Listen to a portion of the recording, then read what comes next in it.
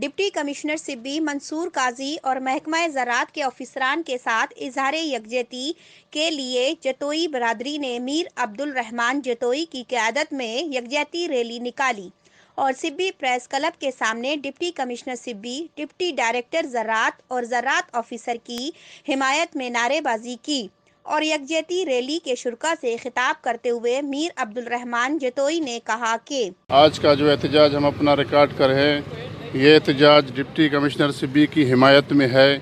حالیہ دنوں میں کچھ شرپسند عناصر نے ڈپٹی کمشنر سبی کے خلاف جو پروپیگنڈے کیے ہیں گندم کی تقسیم پر،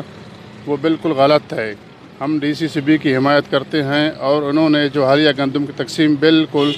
سبی کے عوام کے حق میں کیا ہے، 100% احسن طریقے سے اس نے اور اس کی ٹیم نے انجام دیا ہے۔ گندم کی تقسیم جو ہے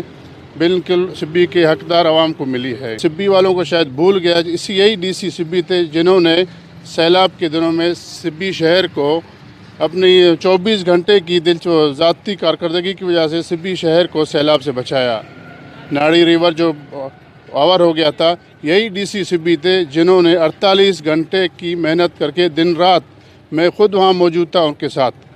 48 گھنٹے کی محنت سے انہوں نے سبی شہر کو سیلاب سے بچایا